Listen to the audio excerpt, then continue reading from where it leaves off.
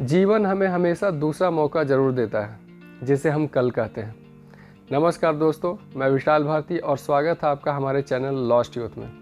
आज हम बात करने जा रहे हैं यूनिवर्सल बेसिक इनकम के बारे में।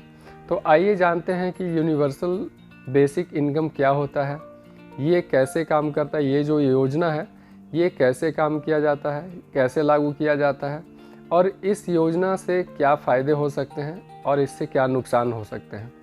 तो ये जो यूनिवर्सल बेसिक इनकम है ये किसी भी देश के 75% आबादी को एक मुश्त फिक्स धनराशि देने की योजना होती है।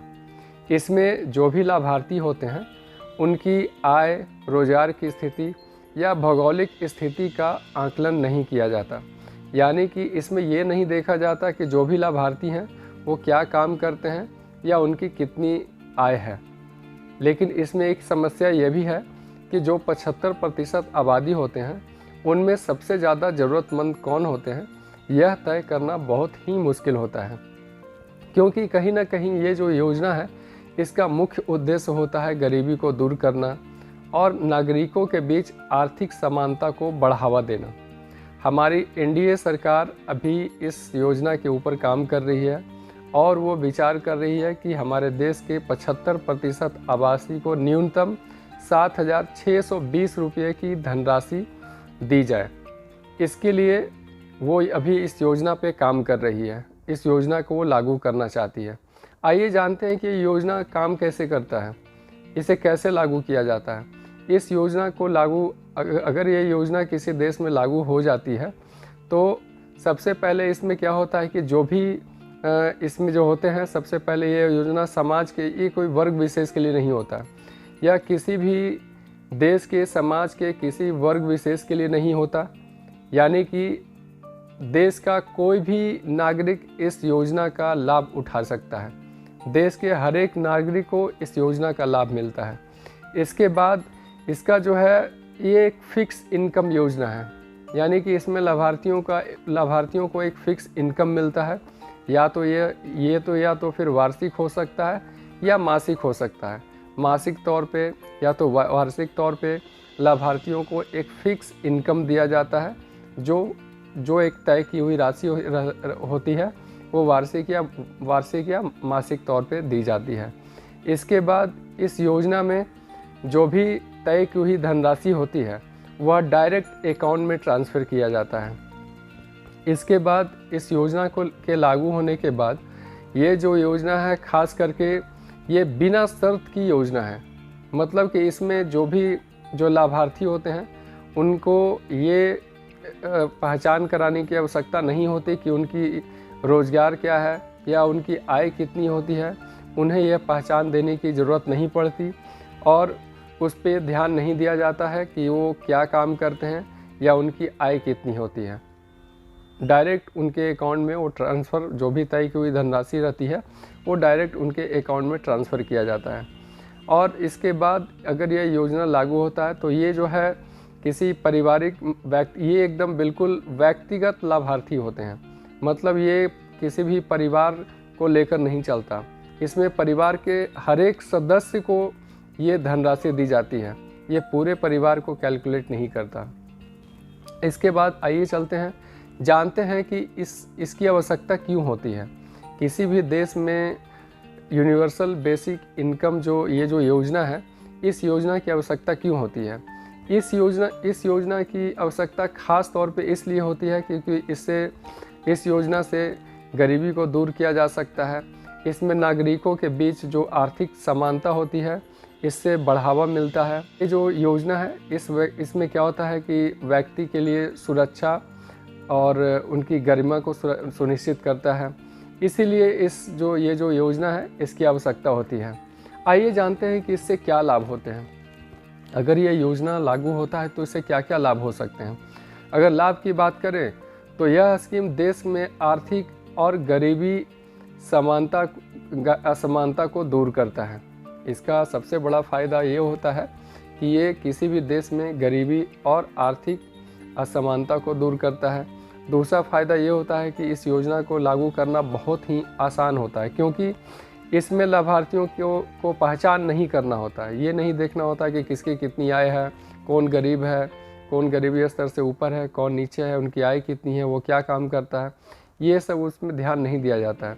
इसलिए उनकी पहचान करने की आवश्यकता होती नहीं, इसलिए इसे लागू करना बेहद ही आसान होता है। इसमें लाभार्थियों जितने भी जो लाभार्थी होते हैं ये पैसा डायरेक्ट अकाउंट में उन्हें मिलता है, किसी के थ्रू इसे नहीं मिलता, इसे डायरेक्ट अकाउंट में इसे ट्रांसफ़र किया जाता है। इसका ये भी एक फ़ायदा है। इसमें जो भी लाभार्थी होते हैं, ये योजना खास करके इसलिए लागू किया जाता है ताकि इससे उन्हें क्रय शक्ति कहीं ना कहीं उससे जो खरीदने की जो लोग परचेज करते हैं, अपने ज़रूरत के सामान जो भी परचेज करते हैं, वो क्रय शक्ति को इसमें उन्हें प्रदान किया जाता है, ताकि जितने भी उत्पादनकारी जितने भी जो गतिविधियाँ हैं उसमें उसे बढ़ावा मिल सकता है।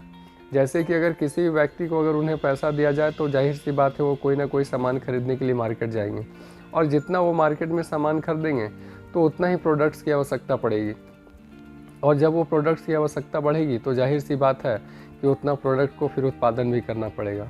तो कहीं ना कहीं उत्पादन की जो गतिविधि होती है उसे भी बढ़ावा मिलती है। इसके बाद अगर नुकसान की बात करें तो इसमें कई सारे नुकसान भी होते हैं, कई सारे इसके डिसएडवांटेजेस भी हैं। अगर डिसएडवांटेजेस की बात करें तो इसमें सबसे बड़ी जो डिसएडवांटेज ये है कि जैसे ही अगर किसी को भी, इसमें सबसे बड़ी प्रबल संभावना ये होती है कि अगर किसी को मुफ्त राशि दी जाए तो वो काम को नहीं करने के लिए प्रेरित होंगे, वो काम करना पसंद नहीं करेंगे। ये सबसे बड़ा डिसएडवांटेज है, और वो काम नहीं करना पसंद करें। इसके बाद इस बात की कोई गारंटी नहीं है कि अगर उन्हें पैसा दिया जाए तो उसका वो सदुपयोग करेंगे। हो सकता है उस पैसे को दुरुपयोग करें, क्योंकि सदुपयोग कहने का मतलब यह है कि ये कोई ज़रूरी नहीं कि उसे उस पैसे को अपनी स्वास्थ्य पे, शिक्षा पे या अपनी ज़रूरत की चीज़ों पे खर्चा करें। हो सकता है कि जब उन्हें वो मुफ्त राशि मिले तो उस पैसे से वो शराब पिए, या फिर तंबाकू, ड्रग्स, या फिर ऐसे कई बुरी चीज़ें हैं जिससे वो उसका यूज़ करने लगें। इससे क्या हुआ कि घरेलू हिंसा बढ़ने के चांसेस बहुत ज़्यादा हो जाता है। और इसके बाद जो है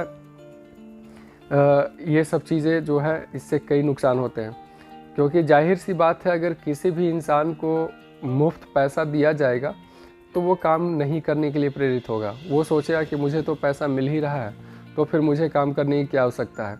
जितने भी जो निम्न स्तर के काम होते हैं, जितने भी मनरेगा के तहत जितने भी जो मज़दूर लोगों को काम मिलता है, तो वो लोग काम करने के लिए जाते हैं क्योंकि कहीं ना कहीं उनकी बेसिक रिक्वायरमेंट्स होती है। अगर वो बेसिक रिक्वायरमेंट्स उन्हें अगर यूं ही फुलफ़िल हो जाए, अगर उन्हें पैसा दे दिया जाए और उनकी बेसिक रिक्वायरमेंट्स फुलफ़िल ऐसे ही हो जाए, तो उससे क्या होगा कि वो लोग सोचेंगे कि अब तो मुझे काम करने की आवश्यकता नहीं है, और जिससे क्या होगा कि वो काम नहीं करने के लिए ज़्यादा प्रेरित होंगे। और साथ ही साथ ये हो सकता है कि उस पैसे का अगर गलत यूज़ हुआ, लाइक जैसे कि अगर वो शराब, जुआ, ड्रग्स या इन सब चीज़ों में अगर उन्होंने यूज़ किया तो ये योजना विफल हो सकता है। इसके पहले इस योजना को साउथ अफ्रीका में लागू किया गया था, जिससे ये हुआ कि लोग काम नहीं करने लगे, वो लोग आलसी हो गए। और आलसी होने के बाद क्या हुआ कि उन्होंने सोचा कि मुझे तो मुफ्त में पैसा मिल रहा है तो मुझे काम करने की क्या आवश्यकता है, और वो लोग काम पर नहीं जाने लगे। और इसके फलस्वरूप क्या हुआ कि उस पैसे का वो लोग मिसयूज़ करने लगे। उस पैसे को लोग शराब, ड्रग्स, जुआ ऐसी चीज़ों पे वो लोग यूज़ करने लगे, और इससे क्या हुआ कि वहाँ पे घरेलू हिंसा बढ़ने लगा, और वो इतना बढ़ने लगा कि ये योजना धीरे धीरे करके विफल हो गई। तो आज आपने जाना कि ये यूनिवर्सल बेसिक इनकम क्या होता है, ये कैसे लागू किया जाता है, इस योजना के तहत लोगों को कैसे फ़ायदा मिलता है, और अगर ये योजना लागू हो गया तो इससे क्या नुकसान हो सकते हैं। तो आप अपनी राय दें, आप हमें कमेंट करें और बताएं कि अगर ये योजना भारत देश में लागू किया गया तो क्या यह हमारे देश के लिए फलदायक साबित होगा या फिर नुकसानदेह होगा। आप अपना राय देना बिल्कुल ना भूलें। हमारा आज का जो जानकारी था यहीं तक था। मिलेंगे आपसे फिर से नेक्स्ट एपिसोड में नई जानकारी के साथ। अगर हमारा ये आज का वीडियो आपको अच्छा लगा हो तो इसे लाइक करें, इस पे कमेंट करें और इसे सब्सक्राइब करें।